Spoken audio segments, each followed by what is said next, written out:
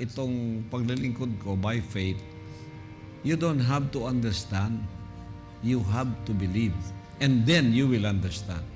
Not, I will understand first before I believe. No. Believe first, and then you will understand.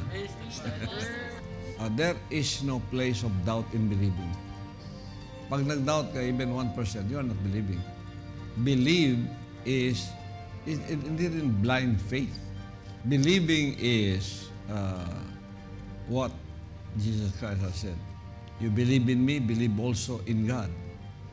So, yung sinasabi niya sa word na hindi mo maintindihan, huwag mo na munang intindihin. Just believe it. And then, you will be there right away. Doon mo maintindihan. Ay, ganito pala yun. No, your why will become, oh, that's why.